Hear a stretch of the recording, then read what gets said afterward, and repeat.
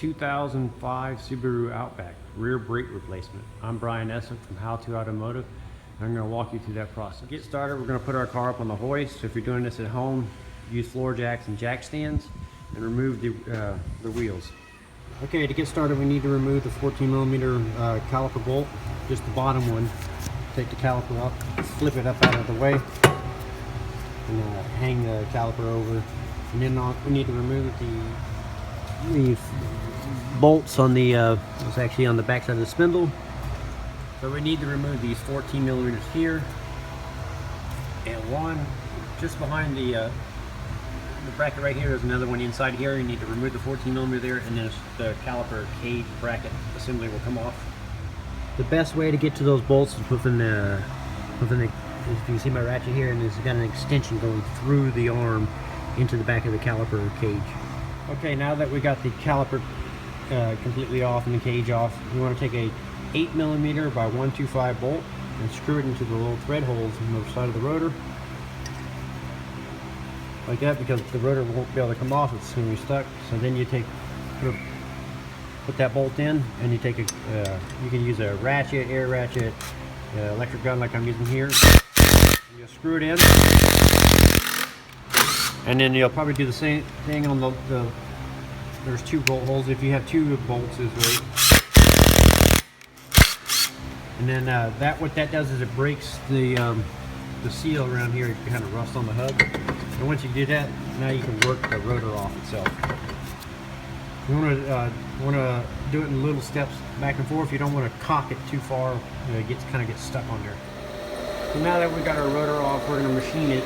And if you don't have access to a brake machine or brake lathe, it's called, I recommend you take it down to your automotive shop, tell them what year, make, model the rotor came off of. They're going to mic it for you and tell you if there's enough thickness on it to machine it, and they'll machine it for you. They're going to charge you a small fee, but it's worth it, and it prevents like pulsations. So if this rotor's warped in any way, it'll take the warpness out, and it'll also help prevent from squeaking and stuff like that.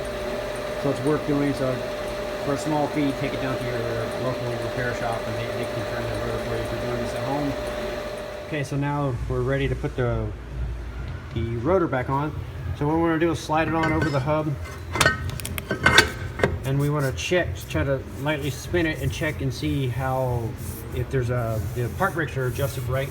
So you should feel a light little drag, and if you don't feel a drag on the rotors, then what you do is pop it back off. Adjust your spoon 1 or 2 clicks, slide the rotor back on, see how it feels. If it's still too loose, pop it back off, adjust the screw, pop it back on until you feel a light, like basically what you want is this edge of the shoe to be riding on the inside, just barely touching. So once you get that adjustment on, the park brake adjustment is good, and you're ready to put the calipers back on. So the bolts that hold the caliper cage back on, or bracket, whatever you want to call it, you want to put a little blue thread Loctite on that too. And go ahead and put that back on and start the bolts and torque them down. So now we need to prep the cage and brake pads and slide pins and hardware and make sure everything's in good shape. So I like to start out with a little wire brush like this and run it through the channels of the hardware and clean it out really good, and inspect it and make sure it's in good shape. If it's in good shape, I'll reuse it. But if your new brake pads come with new hardware, just go ahead and change it out. Don't bother cleaning it out, just change it out. So, and then the next thing you want to do is to pop these pins out. So you want to slide this pin out, and you want to slide it out and put a little fresh lube on it and slide and work it back and forth and make sure everything slides back and forth really well. So here at the shop, we like to use what they call Seal Glide. It's a special grease designed just for brakes and lubricating brake hardware and stuff. So I'll wipe this off, and I'll put a fresh little bead on there and work it in, and then you put it back into the caliper slide, and you'll work it back and forth until it gets all seated in there. So after getting the slide pins working back and forth and sliding back and forth, what you want to do is put a thin layer of that Seal Glide on the tracks right here on the hardware, a real thin layer. You don't want to build it, get a thick layer, because it'll build up dust and it'll actually cause the pads to stick. So put a thin layer on, and then you're going to put your Loctite on your bolts and bolt it back up. So we're going to put a little Loctite on the threads and bolt it back up. So now we want to suck a little fluid out of the master cylinder, because what we're going to do is we're going to use this tool or a C-clamp or a large pair of channel locks and squeeze this piston inwards. And so we want to go open the hood, suck a little fluid out of the master cylinder, because what's going to happen is we're going to not open the bleeder screw, and we're going to push this piston in, which is going to push the fluid back through the line and back into the master cylinder. And if it has too much in it, it'll spill out and spill all over the engine bay. So we suck out a little bit of fluid, and then either with a C-clamp, a large pair of channel locks, or a tool like this designed to press the calipers in, you'd press the caliper back in all the way into its bore until it's flush like that. Now once that's done and your pin is lubed, you can go ahead and put your new pads in. Go ahead and put your new pads on, and also put a thin layer of that grease. And a lot of times the brake, when you buy your pads, it'll come with a packet of the grease in there with it. So you just put a thin layer on the back, and be careful not to get it on the front of the pads.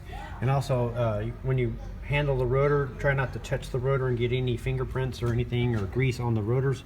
If you do, use soap and water or a brake clean and clean it off. It's been known to cause squeaks. So once your pads are on, your caliper is compressed, your pin is lubed. Now what you're going to do is slide it into the boot like so. Slide it like, and rotate your caliper down, and push your slide pin in on the bottom. So now that you got it all the way on, you're going to put a little blue Loctite on your bolt, and start the bolt, torque it down and tighten it down. Okay, now that your caliper is all bolted up and done, put your wheel on, torque your wheels down, and one important step to do is pump the brake pedal. Quite a few times, pump it until you get a firm pedal. If you can't achieving a firm pedal, then you need to bleed the brake system. And you would start at the right rear, and you'd have somebody help you, and you would bleed the right rear, and then the left rear, the right front, and left front.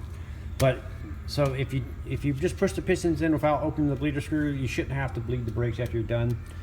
You shouldn't have any problems. Just pump the pedal until you have a nice firm pedal, and if it's nice and firm, you're good to go. You can go drive it, and that pretty much completes the rear brake service on a 2005 Subaru Outback. I'm Brian Eslick from How To Automotive, and I'd like to thank you guys for watching my videos and remind you to subscribe and give it a thumbs up, and thank you again.